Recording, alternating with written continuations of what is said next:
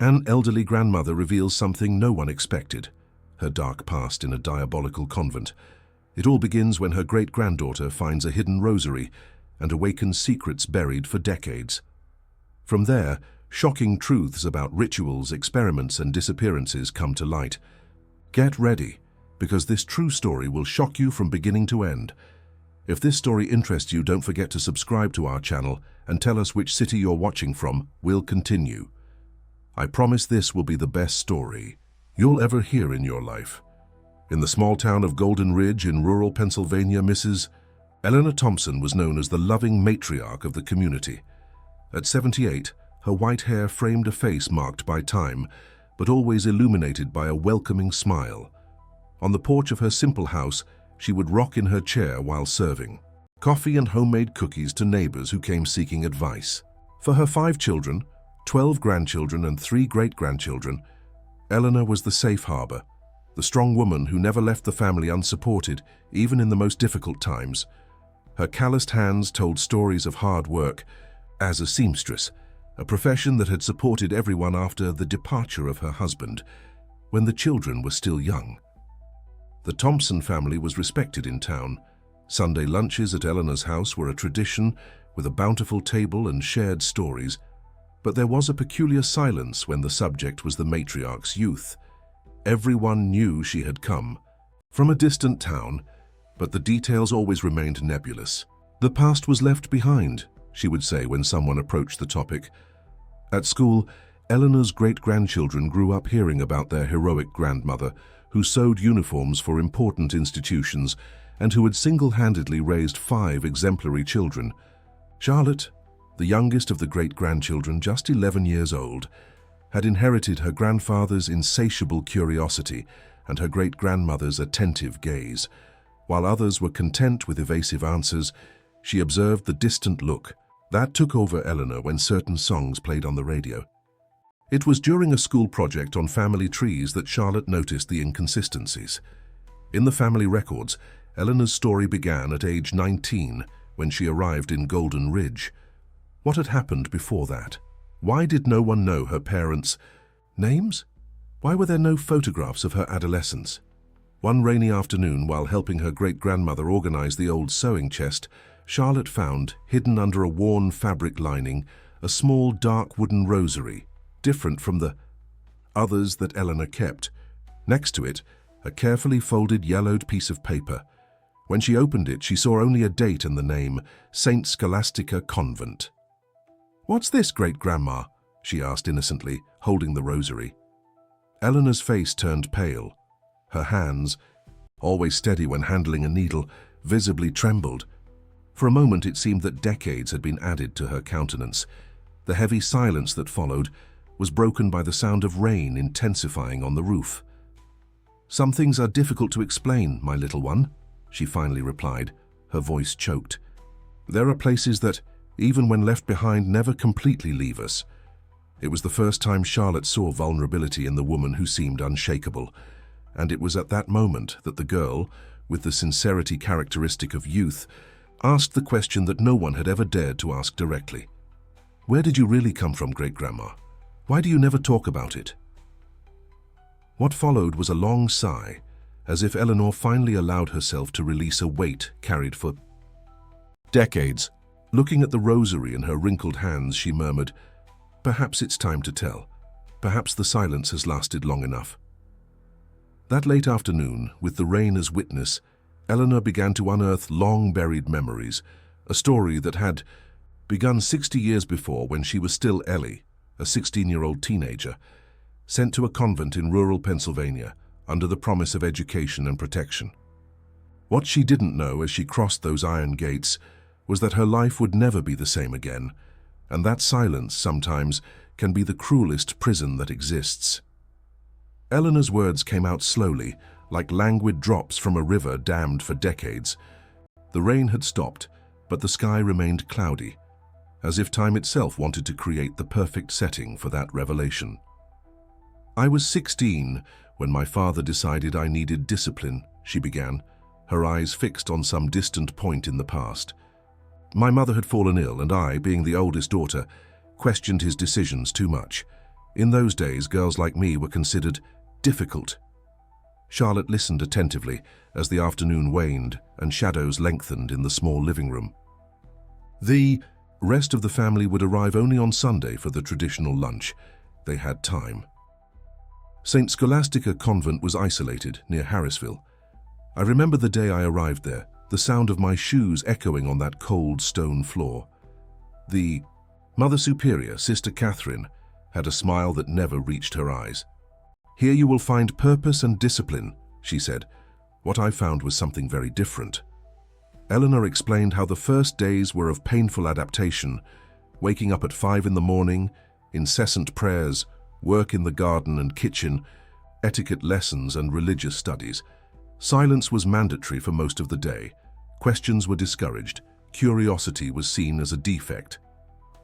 I soon realized there was something strange about that place. Some girls disappeared for days and returned different, as if something inside them had been erased. There were entire wings where we couldn't enter, and during the night we heard sounds that no one explained. The great-grandmother paused, her hands squeezing the small wooden rosary. In my 3rd week there I met Hannah. The name came out like a caress from Eleanor's lips. She was a young woman from a traditional family in Pittsburgh, brought to the convent for inappropriate behavior, as they said. In truth, she wanted to study medicine, something unthinkable for young ladies of good family in those days. Hannah was different from the other girls. Her green eyes carried a spark of rebellion that not even the convent's oppressive environment could extinguish. She was the first to question, in whispers during the few free hours, what was really happening. In that place, the two of us became inseparable. She taught me to observe, to question silently. "Look how some nuns never look us directly in the eye," she would say. "Notice how certain girls are chosen for special tasks and then come back changed." One night, about 2 months after Ellie's arrival at the convent, an incident changed everything. During dinner, one of the young women, Lucy, had what the nuns called a nervous breakdown. She knocked over the food tray, screaming that she had seen things, that she knew secrets hidden in the convent walls. She was quickly taken to the restricted wing. 3 days later, when Lucy returned, she wasn't the same person anymore. She walked with her head down, obedient, her gaze empty, like a porcelain doll broken inside. When Hannah tried to talk to her, Lucy simply said, "There are things it's better not to know. There are places inside this place where light doesn't reach." It was that night that Hannah made a discovery that would change the course of their lives. Returning late from the bathroom, she saw 2 nuns carrying boxes to the old chapel, an area supposedly under renovation and closed to the residents. "The next morning," continued Eleanor, "Hannah showed me something she had found dropped in the hallway, a small bronze key ornamented with strange symbols. "This isn't a common convent key," she whispered. "Let's find out what's happening here." The discovery of the key was the turning point. For days they observed the movements in the convent, creating a mental map of the nuns' schedules, the pia, less guarded routes, the moments when the old chapel was left unguarded. We decided that on Friday night, during the special vigil at the other end of the convent, we would try to use the key. It was risky, but curiosity and fear for what might be happening to the other girls gave us courage. That rainy Friday, while most of the residents and nuns were in the main chapel for the night vigil, Ellie and Hannah sneaked stealthily through the dark corridors, guided only by the weak moonlight that crossed the narrow windows. We reached the old chapel with racing hearts. The main door was locked, but Hannah was sure there was a side entrance used for maintenance. We found, hidden behind untrimmed bushes, a small wooden door. The key fit perfectly. The interior of the chapel was plunged in darkness, except for a weak light coming from somewhere below. Following through the main nave, they discovered a staircase that led to a basement, something that didn't appear in any plan or official history of the convent. We descended those worn steps, each step heavier than the last. The smell of mold and something else, something chemical, filled the air. At the bottom of the staircase, we found a room illuminated by candles. On the walls, shelves full of vials, old books, documents. A central table contained medical instruments, formulas written in notebooks. What they discovered that night was far beyond what they could imagine. The old chapel served as a facade for something much darker, an improvised laboratory where some nuns, led by the Mother Superior, conducted what they called spiritual treatments. In reality, unauthorized experiments with substances that altered behavior.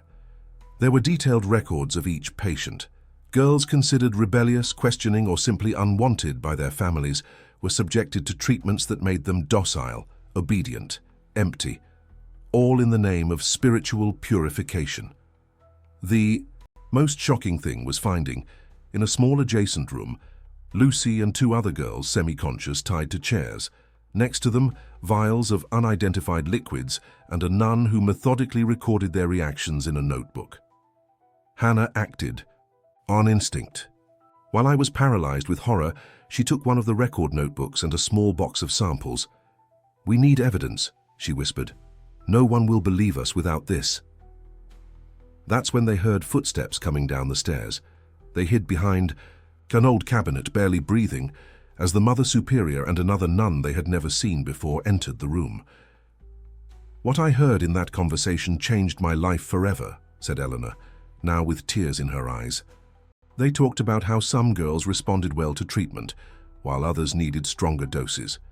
They discussed important families who paid generously for problematic daughters to return home cured of their modern thoughts, of their rebellion, of their desires considered impure. In a moment of distraction from the nuns, Hannah pulled Ellie out of hiding. Silently, they climbed the stairs and ran back through the dark corridors, the notebook and sample box hidden inside the novice habit they wore. That night, locked. In the small room we shared with 4 other girls, Hannah held my trembling hands and said words I never forgot. "Ellie, we're not crazy. What we saw is real, and now we have a choice. Continue pretending we don't know or do something about it." The discovery in the old chapel was more than a revealed secret. It was the beginning of a journey that would change not only their lives, but the lives of all the young women in that convent. It was the moment when Ellie, the frightened teenager, began to transform into the strong Eleanor that her family would know decades later. There, between fear and courage, we made a pact, concluded the great-grandmother, looking directly at Charlotte. We decided that whatever the cost, that truth needed to come to light. The morning after the discovery, Ellie woke up with her heart still racing. For a moment, she wanted to believe it had all been a nightmare, but Hannah's determined look in the bed next to her confirmed the terrible reality. During breakfast, they observed Lucy sitting in silence, pushing food around without appetite, her gaze lost in emptiness. She was no longer the vibrant young woman who had arrived weeks before. "We need to be smart," Hannah whispered, as they worked in the garden. "If we act on impulse, we'll end up like her, or worse." The two began a silent and methodical investigation. Hannah, with her analytical mind, suggested they document everything: schedules, names, suspicious behaviors. Ellie, in turn, had a natural talent for going unnoticed and overhearing conversations. Together, they formed a duo that complemented each other perfectly. "My sewing ability became our first tool," Eleanor explained to Charlotte, who listened fascinated. "I convinced Sister Martha, who was in charge of the linens, that I could help with mending. This gave me access to different parts of the convent without raising suspicion. For 2 weeks, Ellie sewed habits, altar cloths, and vestments while mentally mapping the flow of people. She observed that every Tuesday and Thursday, the Mother Superior received visitors, men in suits who arrived in luxurious cars, always after dinner, when most of the residents were already retired. Hannah, meanwhile, strategically approached a novice named Cecilia, who worked in the infirmary. With carefully formulated questions about medicinal herbs and natural treatments, she began to better understand the substances used in the convent. One day, Cecilia let slip something about special medications that came from New York and that only the Mother Superior and Dr. Mitchell could administer, continued Eleanor. It was the first confirmation that there was a doctor involved in that scheme. The notebook they had stolen contained valuable information, but it was coded. Pages and pages of notes with patient initials, dosages, reactions, and results. Hannah, who had basic knowledge of chemistry because of her pharmacist father, managed to identify some substances by the symbols used, including what appeared to be a variation of laudanum and other potent sedatives. The most disturbing were the notes about progress. Phrases like "Patient AT demonstrates adequate submission after third session," or "ML still shows resistance, increase dosage, and include isolation therapy." The small sample box they had taken contained 3 vials with different liquids. Not knowing exactly what they were and fearing discovery, they decided to hide it under a loose floorboard in the room behind Ellie's bed. As the days passed, the urgency to act increased. 2 more girls had been taken for spiritual retreats, the euphemism used for forced treatments, and when they returned, they showed the same symptoms of artificial docility and empty gazes. "We needed external help," explained Eleanor. But who would believe 2 teenagers against a respected religious institution? Who would confront the powerful families that were behind it all? The answer came from an unexpected place. During her comings and goings through the linen room, Ellie noticed an elderly gardener who worked at the back of the convent. Anthony was a quiet man of few words but attentive eyes. One afternoon, while hanging sheets on the clothesline near the garden, she saw him discreetly observing some nuns taking a semi-conscious girl to the old chapel. His look. It wasn't one of surprise but of deep sadness, as if he already knew what was happening there, recalled Eleanor. I realized he could be an ally. Gaining Anthony's trust was a slow process. First, small conversations about plants and flowers when they crossed paths. Then Ellie began to take fabric scraps that were left over from the linen room.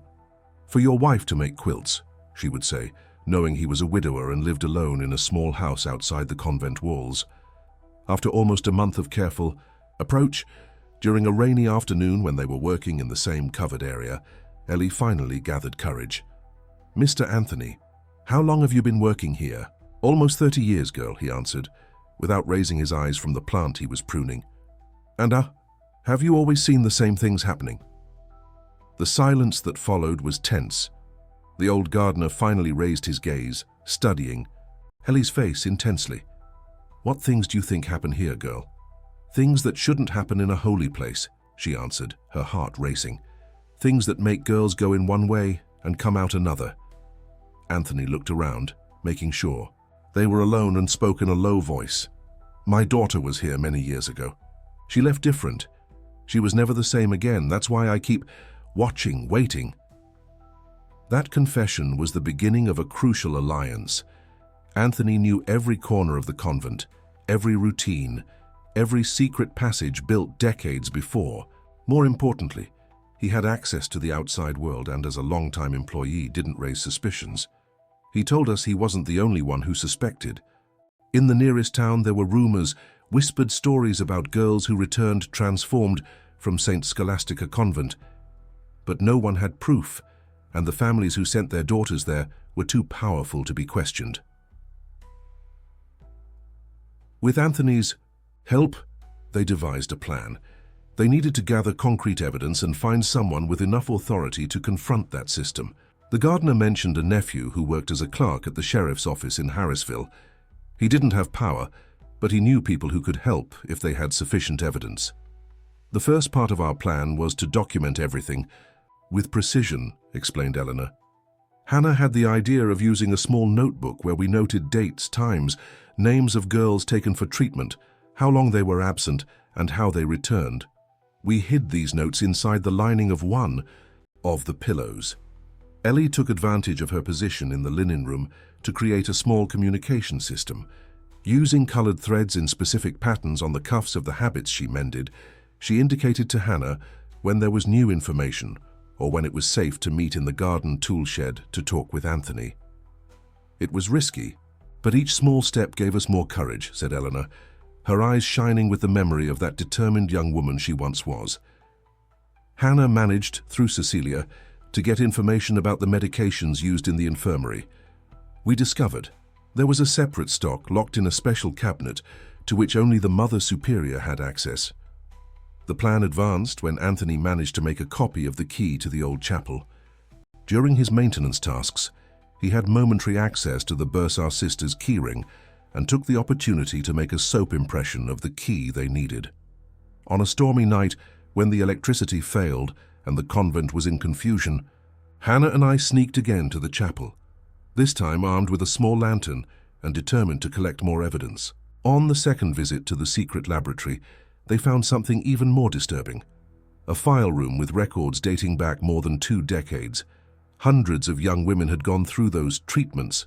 Some had never returned to their families, transferred to distant convents, or in more serious cases, admitted to psychiatric institutions under false diagnoses. We photographed what we could with a small camera that Anthony lent us. It was outdated and the photos weren't good quality, but it was better than nothing. We copied names, dates, details of the procedures. It was during this incursion that they were almost discovered. A nun unexpectedly entered the chapel, forcing them to hide inside a dusty confessional for almost 2 hours, barely breathing until the way was clear again.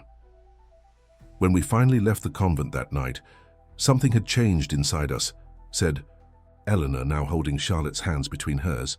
We were no longer just 2 frightened girls. We were witnesses, and with that came a responsibility that weighed like lead on our shoulders. In the following weeks, the trio worked methodically. Anthony took the information to his nephew in Harrisville, who began to discreetly investigate the political and family connections behind the convent. Hannah catalogued the evidence, creating a detailed dossier. Ellie monitored internal movements, alert to any sign that they were being watched. We were taking the first steps toward the truth, concluded Eleanor, her voice firm despite the painful memories. But we had no idea how dangerous the path ahead would be, nor the price we would pay for our courage. As the weeks passed, the small conspiring group developed a careful routine. On Mondays, Ellie would leave a coded note for Anthony among the garden tools. On Wednesdays, Hannah would exchange information with Cecilia, the novice from the infirmary who, without knowing, provided valuable clues.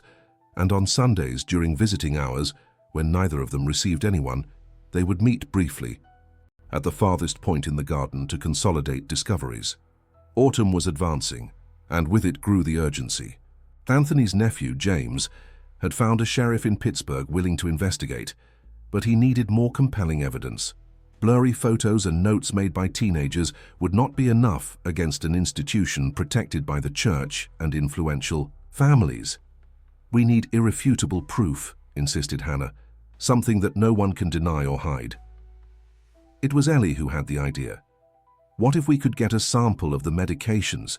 With laboratory analysis, they would have to listen to us. The plan was risky. They would have to access the special cabinet in the infirmary, protected by a robust lock and rarely left unguarded. Anthony suggested using the day of the annual visit of the diocesan bishop, when there would be a ceremony in the main chapel and the infirmary would be temporarily empty. On the eve of the episcopal visit, while sewing in the linen room, Ellie overheard something that froze her blood. 2 nuns were talking in low voices on the other side of the shelf. The mother is suspicious. She said pages are missing from the record book and someone has been looking through the files. Do you think it's one of the girls? Maybe. Or maybe that new novice, Cecilia. She asks too many questions about the special medications. And what will be done? The mother will watch more closely, especially the newer ones, like that. Thompson girl and her friend Hannah. They're always together, always whispering. Ellie felt the ground disappear beneath her feet. She tried to keep her hands steady on the fabric she was sewing, while her heart raced. As soon as the nuns left, she ran to warn Hannah and Anthony. They were being watched. We should postpone, suggested the gardener, concerned. Wait for the dust to settle. But Hannah disagreed. If they already suspect, they'll soon find our notes. It's now or never. Reluctantly, Ellie agreed. The plan would proceed as arranged. During the ceremony with the bishop, Hannah would distract Cecilia with questions about the liturgy, while Ellie would sneak into the infirmary to get samples of the medications. On the morning of the episcopal visit, the convent was in a flurry. Nuns and novices ran for the last preparations, arranging flowers, polishing silverware, rehearsing songs. The bishop's arrival was one of the rare moments when the rigid routine gave way to an almost festive bustle. At 9 o'clock, as the bell announced the beginning of the ceremony, Ellie waited in the corridor near the infirmary, pretending to arrange flower arrangements. Hannah was already in the chapel with the other residents, strategically positioned to distract Cecilia at the right moment. When the last group of nuns hurriedly passed toward the chapel, Ellie waited 5 more minutes and then headed to the infirmary. The corridor was deserted as expected, but turning the corner she came face to face with the closed door. Something unusual for that time. She took a deep breath, looked around, and after making sure she was alone, slowly turned. The doorknob, locked. Her heart accelerated. This wasn't in the plan. The infirmary was never locked during the day. Desperate, she tried to think of an alternative. Maybe she could use the excuse of feeling sick so that someone would open the infirmary later. Or maybe... Looking for something. Eleanor? The cold voice of the Mother Superior behind her made her blood freeze. She turned slowly, trying to compose an innocent expression. Mother, I had a headache. I thought of asking Sister Cecilia for medicine. The mother's gaze was penetrating, as if she could see through every lie, every secret plan. What a coincidence. Just today when everyone is in the chapel, and just you, who has been so curious lately. Ellie felt her legs weaken. There was no escape. Come with me, ordered the mother, holding her firmly by the arm. We have much to discuss. She was led not to the mother's office, as expected, but to a small, isolated room on the top floor of the convent.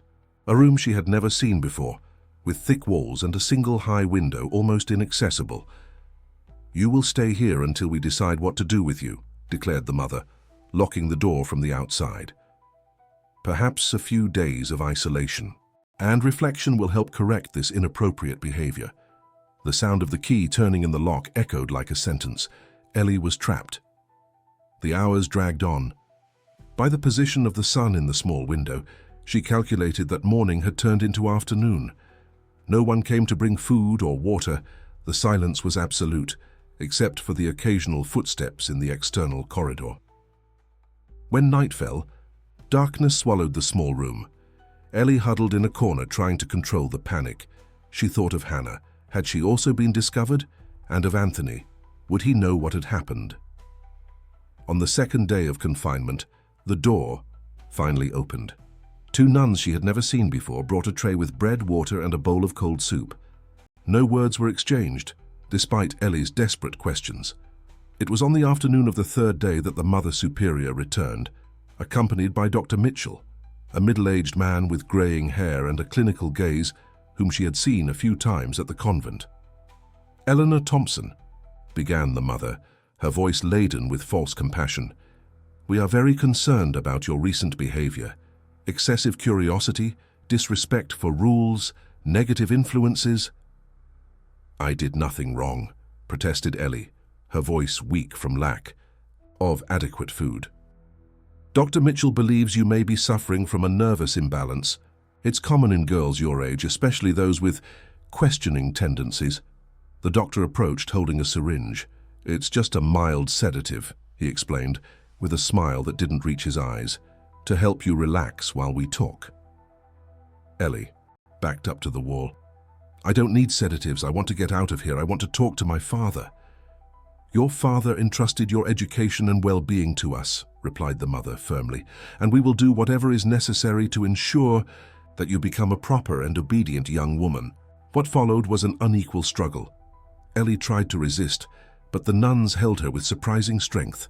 She felt the needle penetrate her arm, and within minutes, a strange numbness began to spread through her body.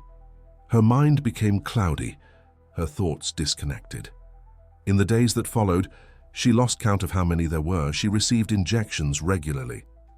Each dose left her more confused, more docile.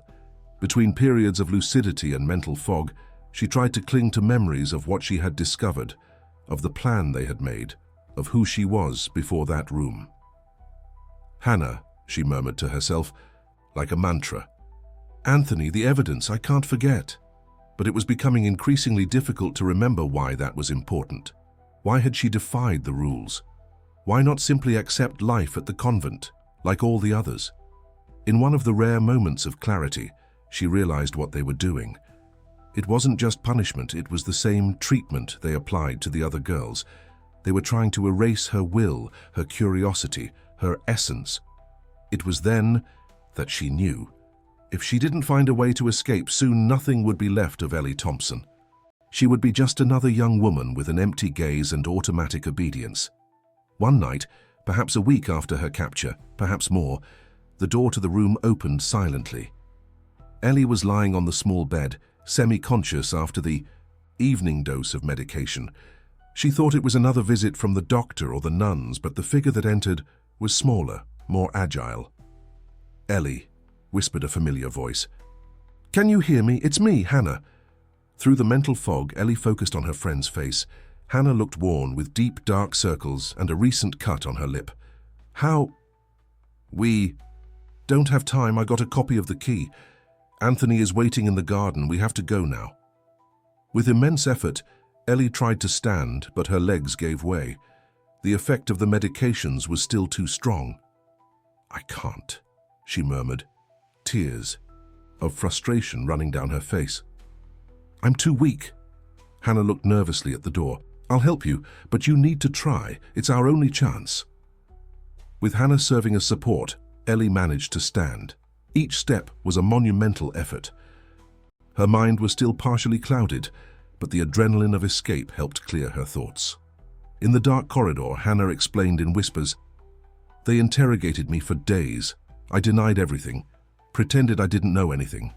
But then, they found our notes in the pillow. They slowly descended the service staircase, stopping at each suspicious sound.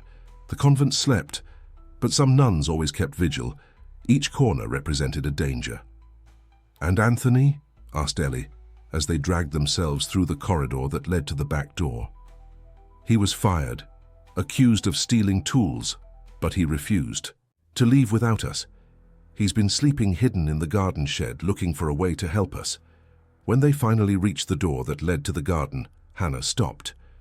"What they did to you up there, was it the same thing they do to the others, wasn't it?" Ellie nodded, unable to put into words the horror of that experience. "Then it wasn't our paranoia," concluded Hannah, determination hardening her young gaze. "And if we manage to get out of here alive, we need to make sure everyone knows the truth." As she opened the door to the cold autumn night, Ellie felt for the first time in days the fresh air in her lungs. But along with that momentary freedom came an overwhelming doubt. Where would they go? Who would believe them? After what she had been through, was it worth continuing that fight that seemed impossible to win? The night was clear. The full moon illuminated the convent garden with a silver light that made the escape even more risky. Supported by Hannah, Ellie staggered across the stone path, each step a monumental effort against the effects of the medications that still circulated in her body. "Just a little more," whispered Hannah, looking apprehensively at the convent windows. "The shed is just past those trees." An eternity seemed to pass before they reached the small tool shed at the back of the garden. Hannah knocked 3 times on the door, followed by 2 softer knocks, the code arranged with Anthony. The door opened silently, revealing the gardener's wrinkled and worried face. "Thank God," he murmured, helping them enter. "I thought you wouldn't make it." The interior of the shed was cramped and smelled of damp earth and fertilizer. Anthony had improvised a hiding place between sacks of seeds and old tools. A kerosene lamp provided a weak light, just enough for them to see each other's faces. "How is she?" Sign asked Anthony, observing Ellie's debilitated state. "Medicated heavily," replied Hannah, helping her friend sit on an improvised bench. "We need to wait for the effects to diminish before we try to leave here." Ellie looked around, trying to focus her still clouded mind. How long was I up there?" 7 days, replied Hannah, her eyes teary. "I thought we had lost you forever." Anthony offered her water from a canteen. "We need a plan. We can't stay here for long. At best, we have until dawn before they notice your disappearance." "Where do we go?" asked Ellie, her voice firmer as the water helped clear her mind. "We can't go back to our families. They would find us easily." A heavy silence fell over the trio. The reality of the situation was overwhelming. 2 teenagers and an elderly gardener against a powerful institution protected by the church and influential families. No money, no documents, nowhere to go. "Maybe it's better if we turn ourselves in," Ellie finally said, despair taking over. "Say it was a mistake, ask for forgiveness. At least we'd stay alive." "And let them continue doing this to other girls?" questioned Hannah, the indignation clear in her voice. "After all we've been through, after what they did to you?" "And what can we do?" retorted Ellie, tears of frustration running down her face. "We are nobody. Nobody will believe us against them." It was at this moment that Anthony, who had remained silent, cleared his throat. Maybe there is someone who would believe." The 2 girls looked at him, hope and doubt mixed in their gazes. "My nephew James isn't just a clerk," explained Anthony, lowering his voice as if the walls could hear. "He has contacts in Pittsburgh, people who investigate complicated cases that involve powerful people." "Journalists?" asked Hannah. "Not exactly," replied Anthony, hesitant. "It's more complicated than that. He never told me the details, but I know they're serious people. People who aren't afraid to confront the system when necessary."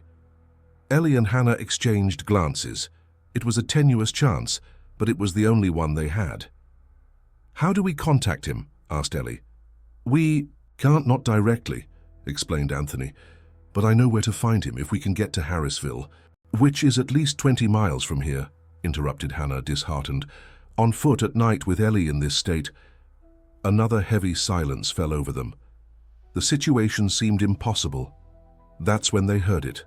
A soft noise, like footsteps approaching the shed. The 3 froze, panic visible on their faces. Anthony gestured for the girls to hide behind the piles of sacks. He grabbed a shovel as an improvised weapon and positioned himself beside the door. The footsteps stopped exactly in front of the shed. Then, 3 soft knocks. "Anthony, are you there?" "It's me, Sister Beatrice." The gardener looked at the girls, confused.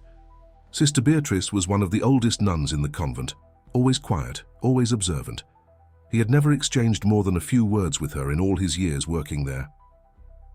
"What do I do?" he murmured to the girls.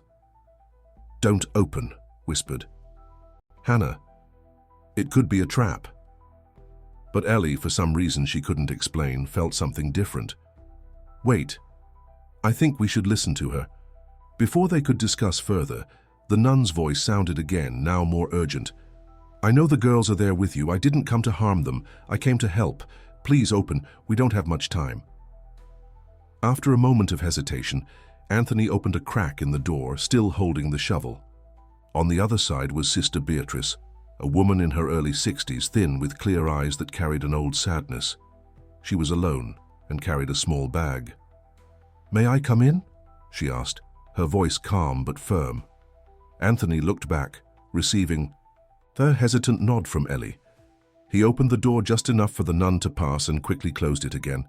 Sister Beatrice looked at the 2 girls, her eyes lingering on Ellie's debilitated state.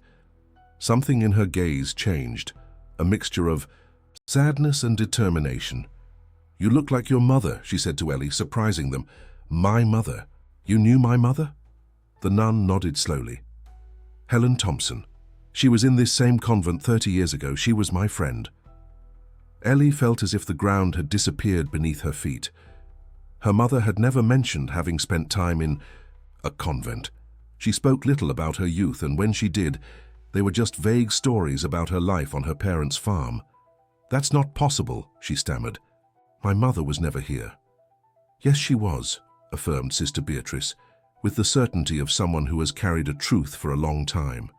"For 2 years, and she left in circumstances similar to what you're trying now." Opening her bag, the nun took out a small package wrapped in fabric. Inside was a dark wooden rosary, identical to the one Ellie had found among her mother's things, and a yellowed envelope. "Your mother left this with me before she fled. She asked me to keep it until it was safe to reveal the truth. I believe that moment has finally come." With trembling hands, Ellie opened the envelope. Inside was a handwritten letter, in the handwriting she would recognize anywhere, her mother's delicate script. With it, several old black and white photographs showing young women in resident uniforms, and what appeared to be pages torn from a diary. "We don't have time for you to read it all now," said the nun, urgency in her voice. "But your mother documented the same things you discovered. The treatments, the girls who disappeared, the falsified records. She collected evidence just like you." "Why did she never tell me?"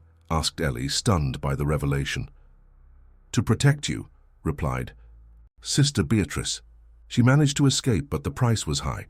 She was silenced, threatened. When she learned that your father intended to send you here, she tried to prevent it, but she was too ill to fight." Ellie's mind was spinning. Her mother had mysteriously fallen ill 2 years before, an illness that doctors never managed to diagnose precisely. Now everything was beginning to make sense. The fear in her eyes when her father first mentioned the convent, her feverish whispers asking Ellie to stay alert, always alert. "Why are you helping us?" asked Hannah, still suspicious. "You're one of them." "No," replied Sister Beatrice firmly. "I was never one of them. I'm here because I made a promise to your mother," she said, looking at Ellie, "and because I've carried this secret for too long. I've seen too many young women destroyed by this place. I can no longer remain silent." From her bag, the nun also took out a small amount of money, documents, and a map. "This is all I managed to gather. There's a path through the forest that leads to a secondary road. 6 miles from there, there's a bus stop. The first bus to Harrisville passes at 5 in the morning." "Why didn't you report this before?" questioned Anthony, his voice laden with emotion. "My daughter went through here. She was never the same again." The nun's face contorted in an expression of genuine pain. "I tried. At the beginning. No one believed me. I was transferred, silenced, almost institutionalized myself. When I came back years later, I decided I needed to stay, to be a witness, to help when I could. It's not an excuse, I know, just cowardice." A heavy silence filled the small shed. Outside, the sky was beginning to lighten slightly. There were just a few hours until dawn. "There's one more thing you need to know," said Sister Beatrice, her voice now almost a whisper. "Something your mother discovered and documented in these pages. Something that explains why this place is protected by such powerful people." The nun looked nervously at the door before continuing. "This isn't just a convent that disciplines rebellious girls. It's the center of a much larger network. The girls who respond well to treatment are sent to the homes of influential families as submissive wives, discreet governesses, companions who never asked questions. Some are sent abroad. It's a human trade disguised as a religious institution." Words fell like stones in the small enclosure. The enormity of the revelation was almost impossible to process. It wasn't just a convent with questionable methods. It was something much darker, much more systematic. "That explains why so many important families are involved," murmured Hannah. "It's not just about disciplining their own daughters. It's about having access to completely submissive young women," completed Ellie, nausea rising in her throat. Sister Beatrice nodded gravely. "And that's why you need to leave here. Not only to save yourselves, but because you hold in your hands the key to exposing something much bigger than this convent." At that moment, Ellie felt something awaken inside her, a strength that went beyond fear, beyond self-preservation. It was as if her mother's voice, silenced for so long, now spoke through her, demanding justice. "We'll do this," she declared, her voice firmer than it had been in days, "not just for us or for my mother, but for all of them." The path through. The forest proved more challenging than they had imagined. The narrow trail, practically invisible to inexperienced eyes, wound between century-old trees. Sister Beatrice had drawn the route on the map with precision, but in the darkness of early morning, each step was an act of faith. Anthony led the group, using a branch as an improvised cane.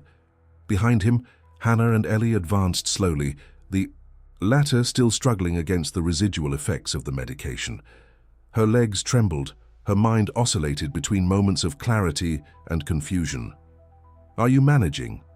asked Hannah for the 3rd time in less than an hour, her arm firmly around her friend's waist. Ellie nodded, conserving energy. The weight of the revelations about her mother added to the physical effort. In her improvised bag, she carried the letter and documents, a burden that went beyond material weight. The forest seemed to conspire against them. Low branches whipped their faces, treacherous roots threatened their ankles, and the distant sound of owls created an almost supernatural atmosphere. A fine drizzle began to fall, making the terrain even more slippery. "Let's rest a bit," suggested Anthony after almost 2 hours of walking. They found a small space under a leafy tree that offered some protection from the rain. While they caught their breath, Ellie took out her mother's letter. Even with little light, she needed to read those words to understand that unknown part of the family history. "My dear daughter," the letter began, "if you are reading this, it means you have discovered the truth about St. Scholastica Convent. It also means you are in danger." The letter narrated in painful paragraphs how Helen Thompson, then 17 years old, had been sent to the convent by her father after demonstrating 2 modern ideas about studying medicine. How she had witnessed the same horrors that Ellie discovered. How she had found in Sister Beatrice, then a young novice, an unlikely ally. "I managed to escape, but they found me," the letter continued. "The price of my silence was high. Never to report, never to speak about what I saw. In exchange, they allowed me to live, to build a family. Your father never knew the whole truth, only that I had problems in a convent. He is a good man, but simple, who respects authorities too much to question." Tears blurred Ellie's vision as she read the last lines. "When I learned that your father was planning to send you there, I tried to stop it, but then the illness returned, the same one that attacked me whenever I tried to speak out. I don't believe in coincidences. They still watch me, even after so many years. Forgive me for not being strong enough to protect you. I hope you are braver than I was. With eternal love, your mother." Ellie carefully folded the letter, a knot in her throat. Her mother had died 6 months before she was sent to the convent, without being able to fully alert her to the danger. "We have to continue," said Anthony, looking worriedly at the sky. That was beginning to lighten. "We still have at least 4 miles to the road." They resumed walking, now with the rain falling harder.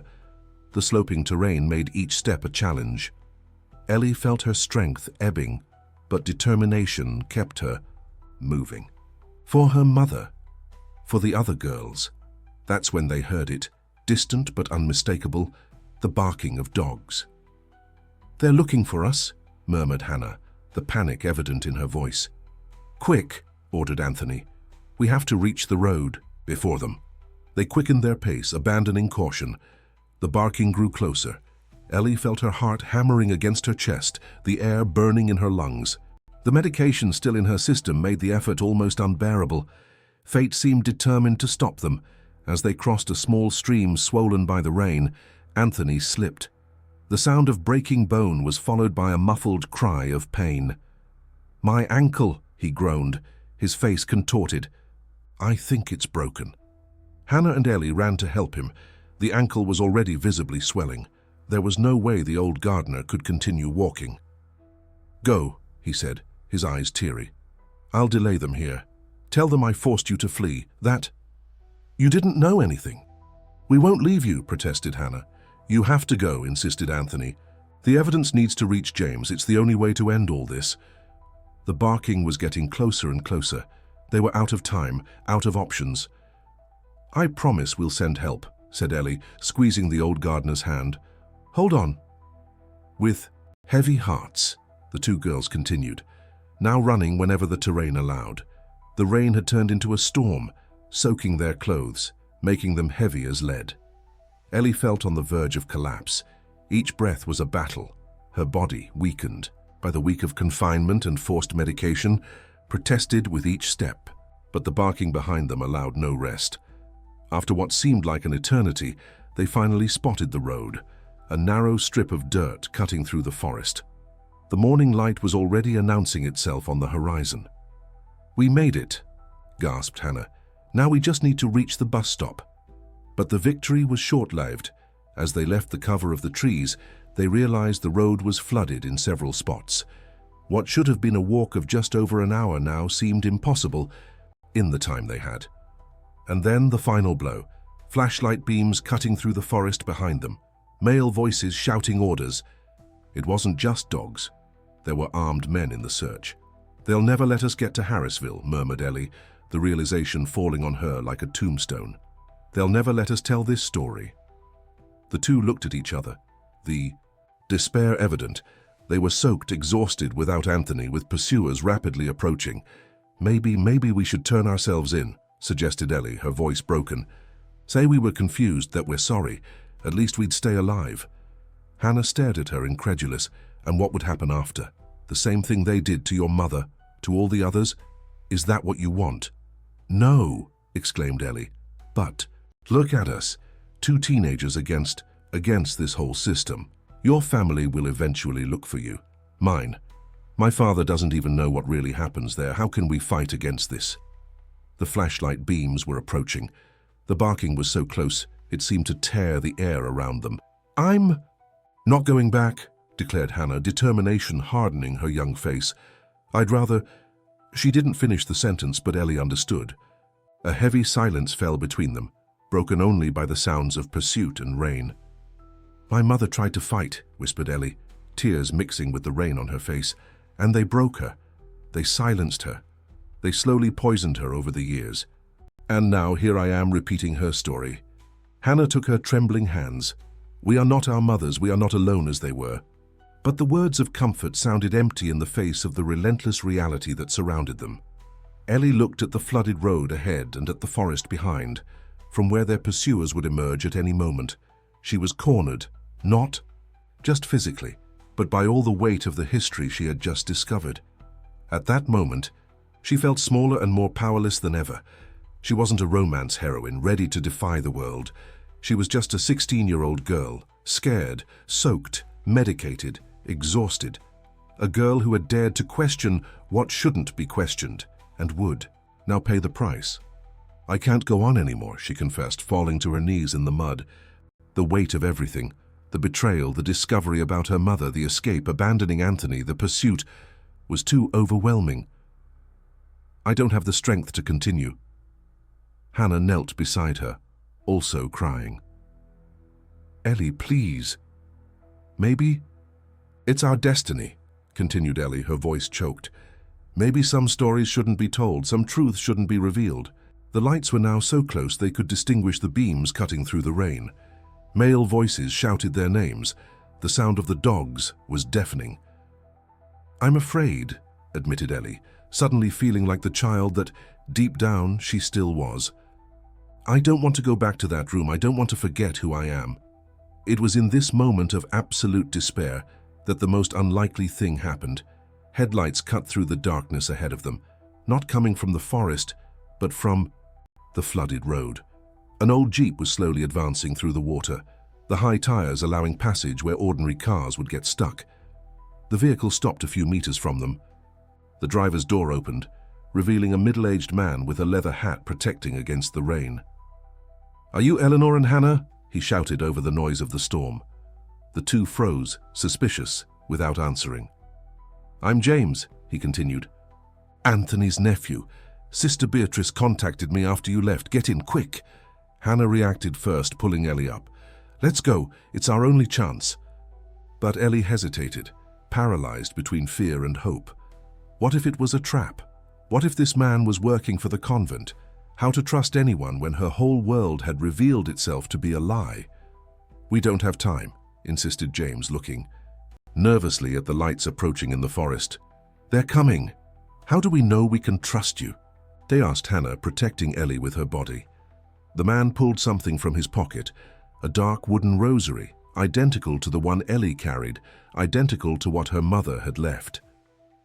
"Your mother wasn't the only one, Eleanor," he said, his voice softening despite the urgency.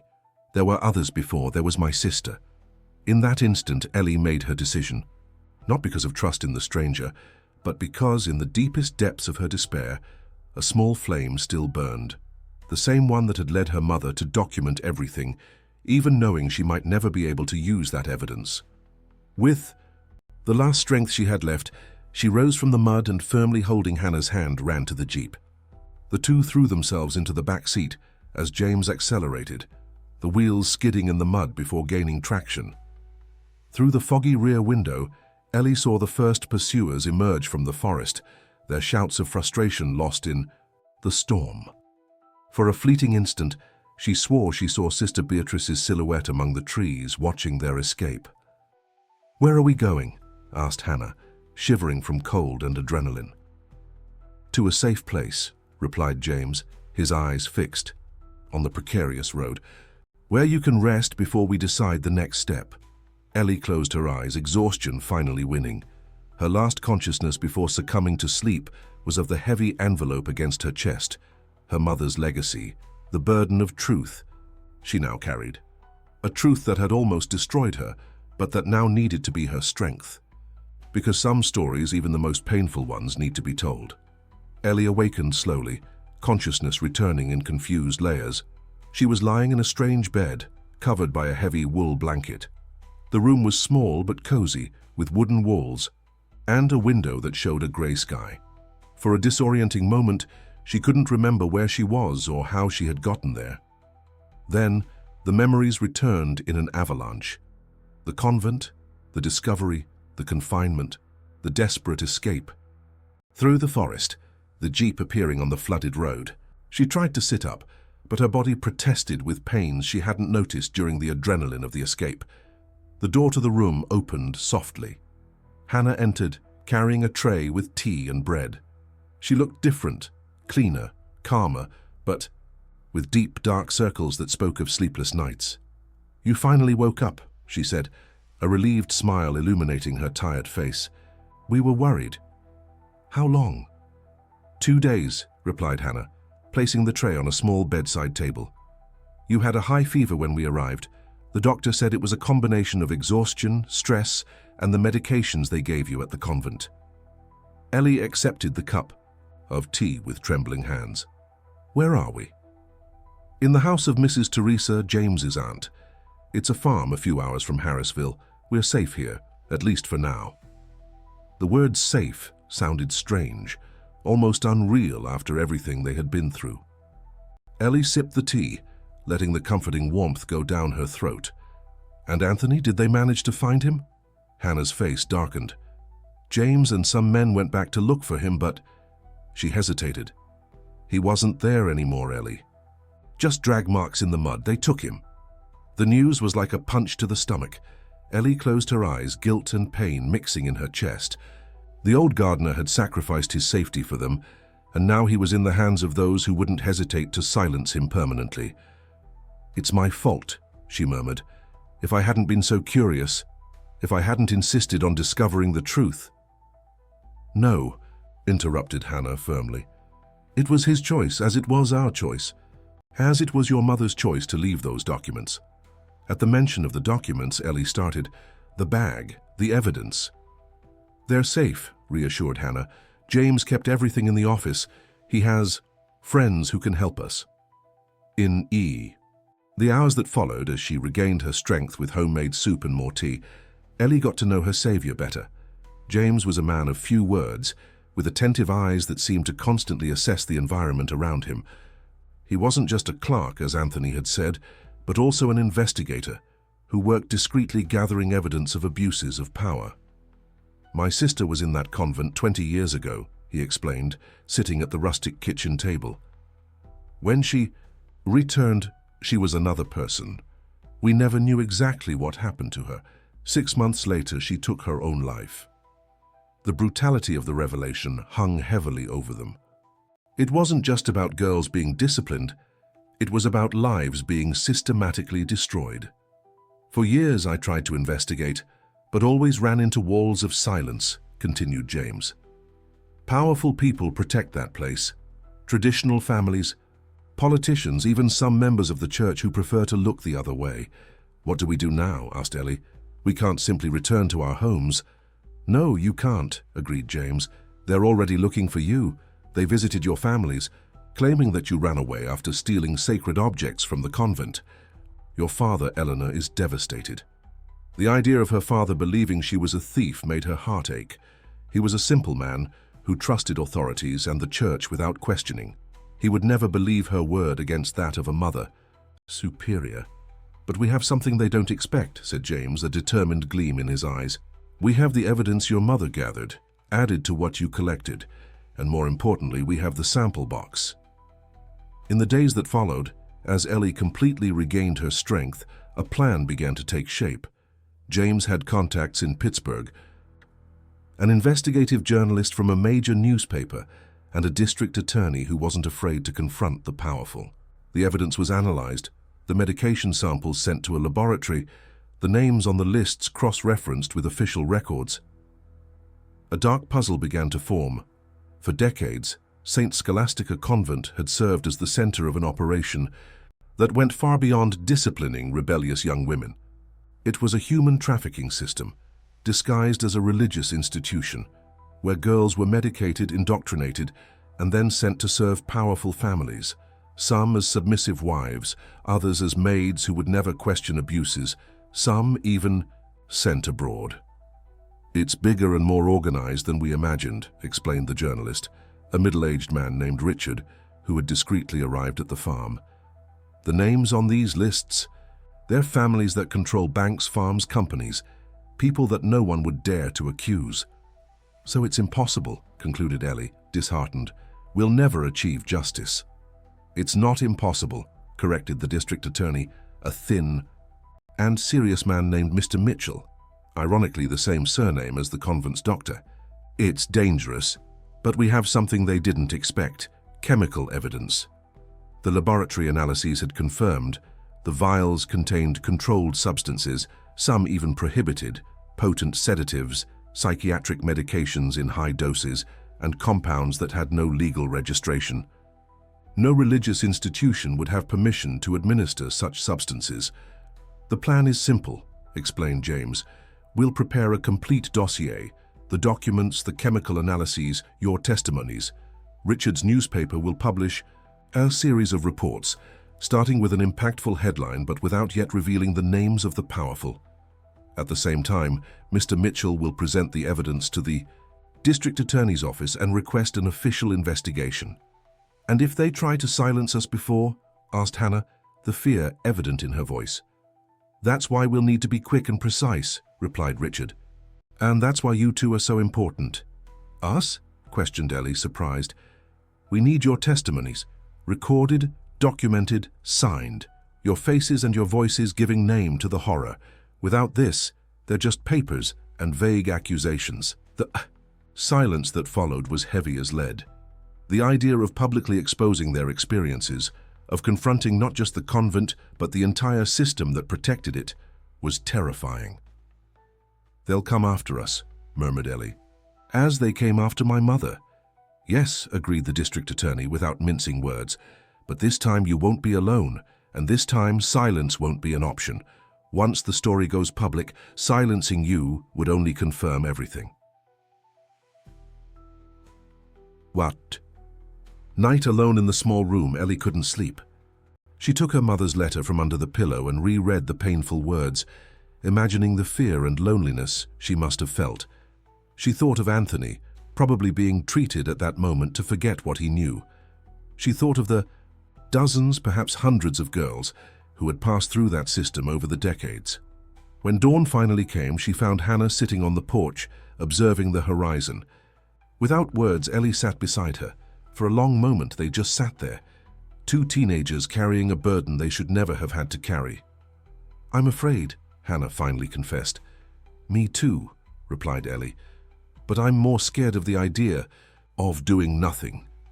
Something had changed inside her during the night, a resolution that went beyond fear, beyond self-preservation. It was as if her mother's voice, Anthony's sacrifice, the empty gaze of all those girls, had crystallized into a determination she didn't know before. "Let's do this," she said, her voice firm despite the fear. "Let's tell our story." The following days were of intense preparation. Richard conducted long interviews, recording every detail of Ellie and Hannah's experiences. The district attorney prepared legal documents, requests, investigation petitions. James maintained constant contact with allies in Harrisville and Pittsburgh, monitoring any suspicious movement from the authorities or the convent. The medication samples were analyzed by 3 independent laboratories, confirming the presence of controlled substances. The records left by Ellie's mother were cross-referenced with public information, confirming suspicious patterns. Girls who disappeared from the convent and reappeared years later as wives of powerful men, always described as docile and obedient. The main report was almost ready. Richard showed the draft to the girls. The headline read, "Convent of Horror, the story of decades of chemical and psychological abuses against young women." "It will be published on the front page on Sunday," he explained. "At the same time, Mr. Mitchell will formally present the evidence to the authorities on Monday. The storm will start, and they won't have time to contain it." On the eve of the decisive day, while the final preparations were being made, an unknown car approached the farm. Everyone froze. James discreetly picked up a shotgun he kept hidden, while Richard and the district attorney took the girls to a back room. Through the window crack, Ellie observed the vehicle stop. It was a simple car, different from the official vehicles they feared. The door opened, and out stepped a figure that made her heart stop. Sister Beatrice, alone, without the traditional habit, dressed in simple civilian clothes. She found, "Thus," whispered Ellie to Hannah, panic growing. "How did she find us?" But there was something strange about the nun's behavior. She didn't seem threatening, and she had come alone. After a tense conversation with James in the yard, he led her into the house. "She has something for you," he explained, still suspicious. "Something that might be the final piece of the puzzle." Sister Beatrice entered the room with hesitant steps. She seemed to have aged years in just a few weeks. "They discovered I helped you," she said without preamble. "I was expelled from the order, but before leaving I took this." From a worn leather bag, she took out a small device, an old cassette, tape recorder. "For years I've kept this recorder hidden during the mother's meetings with her associates. I never had the courage to use the recordings. Until now." With trembling hands, she pressed the play button. The Mother Superior's voice filled the room, coldly discussing the conditioning of a new batch of girls, prices to be paid, families interested in acquisitions. "This is the definitive proof," murmured the district attorney, his eyes wide. "They can't deny this." As night fell over the farm, the tension was palpable. Tomorrow the world would know the truth about St. Scholastica Convent. Tomorrow, decades of secrets would come to light. Tomorrow, the system that had destroyed so many lives would finally face justice. Ellie couldn't sleep. Sitting on the porch, she observed the stars, thinking of her mother. "I'm finishing what you started," she whispered to the sky. "I hope you're proud." Hannah joined her, silently offering comfort with her presence. Together, they watched the horizon where the first lights of dawn were beginning to appear. "Tomorrow," said Hannah, holding her hand. "Tomorrow," agreed Ellie. The destiny they had feared for so long was now before them, no longer as a threat, but as a possibility of justice. The final fight was about to begin. Sunday dawned with a deceptive calm. In the early hours of the morning, the Pittsburgh newspaper hit the stands with the headline that would change everything. "Convent of Horror, the story of decades of chemical and psychological abuses against young women." The report occupied the entire front page and 3 more inside, with photos of the documents, anonymous testimonies, and analyses of the medications found. Ellie and Hannah waited at the farm, surrounded by James, Richard, the district attorney, and Sister Beatrice. An old radio transmitted the first repercussions, journalists asking for positioning from the authorities, families of former residents calling the newsroom with new accounts, the diocese announcing an immediate internal investigation. "It's begun," said Richard, hanging up the phone after another call from the newsroom. "The story is spreading faster than we expected. Radio stations in the countryside are already retransmitting. Even a national broadcaster has made contact." The plan was to wait 24 hours after the publication of the report for Ellie and Hannah to give a formal interview, protected by lawyers and with the presence of the district attorney. But fate had other plans. Shortly after midday, a convoy of 3 cars approached the farm. James, always vigilant, spotted them first. "Police," he announced, tense, "and they're not from Mr. Mitchell's team." The district attorney looked out the window. "It's Sheriff Moreira from Harrisville. He has connections with the families that protect the convent. Someone must have informed them where we were."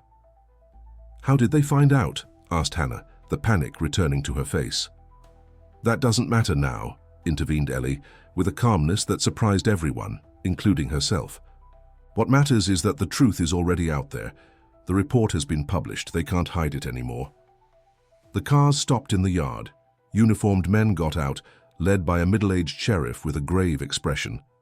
James went out to meet them, trying to buy time while Richard made frantic calls to activate contacts in the capital.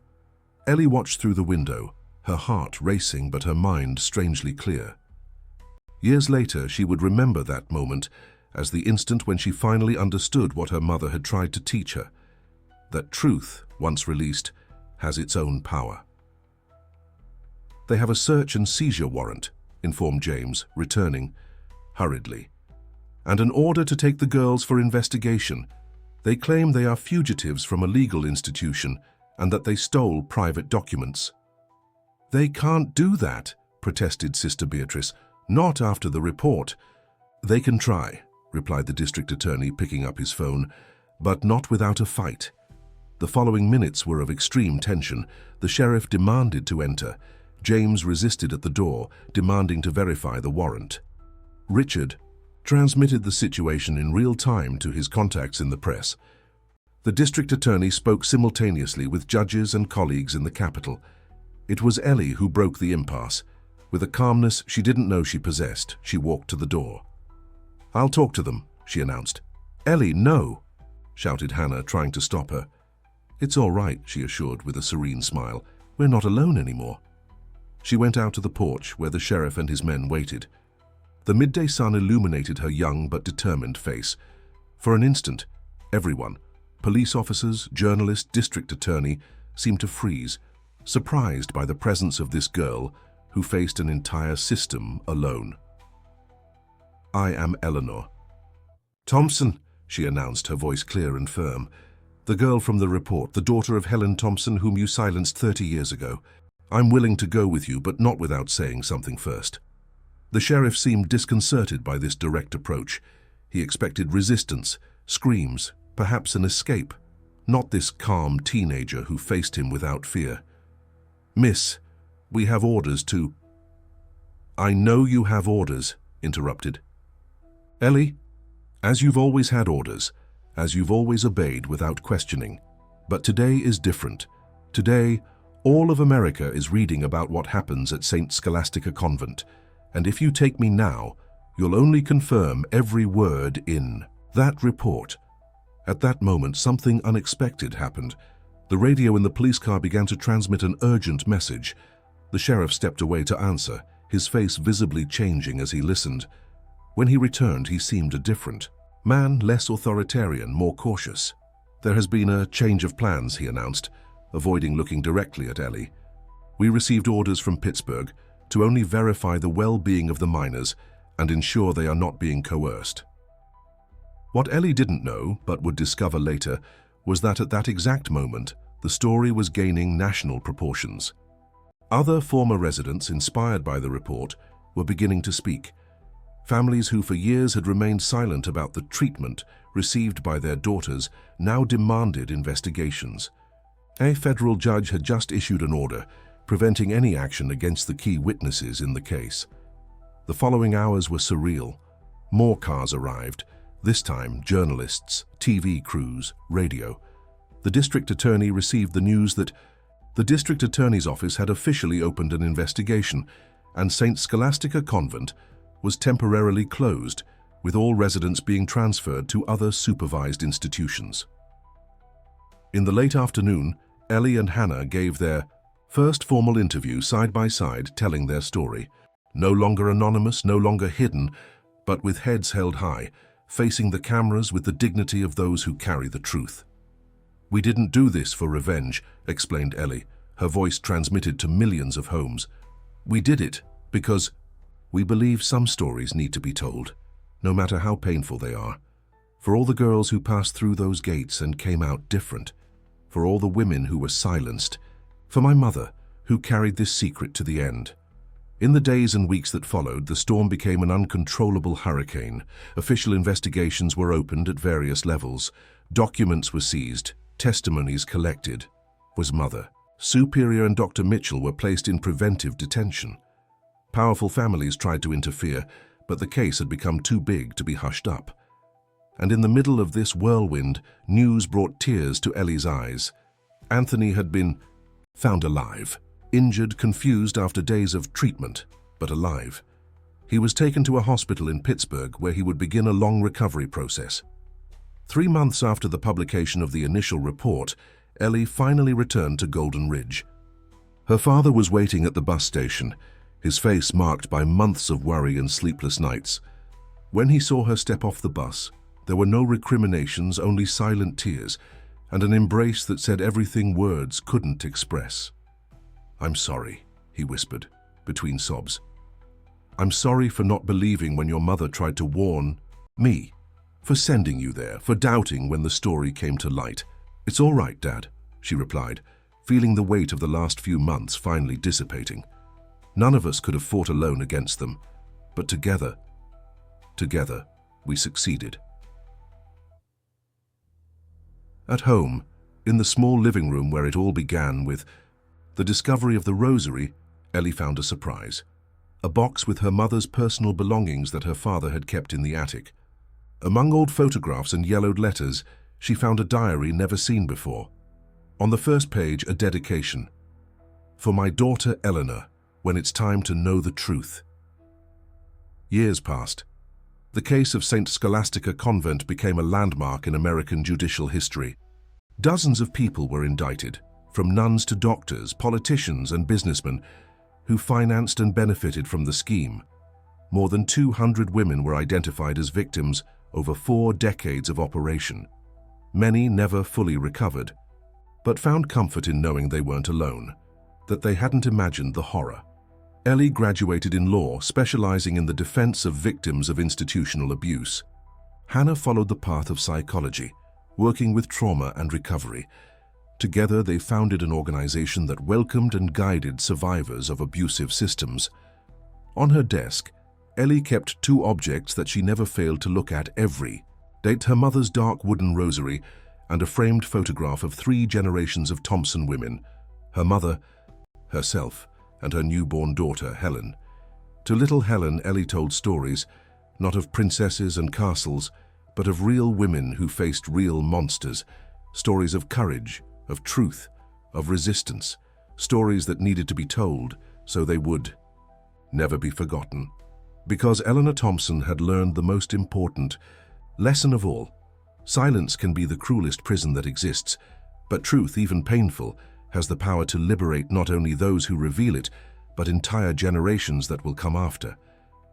And looking at her sleeping daughter, Ellie knew she had broken the cycle, that the legacy left by her mother, that hidden rosary, those yellowed pages, that silent courage, had finally fulfilled its purpose. The truth, buried for so long, now breathed freely. Dear listeners, we hope that Eleanor Thompson's story has touched your hearts. A young woman who transformed her pain into purpose and her fear into courage. To continue this emotional journey, we've prepared a special playlist with equally impactful stories of overcoming and search for truth. Find it here by clicking to your left. If this narrative moved you, don't forget to subscribe to our channel and leave your like on the video. Daily, we bring stories that explore the diverse faces of human experience, revealing the strength that exists in each of us.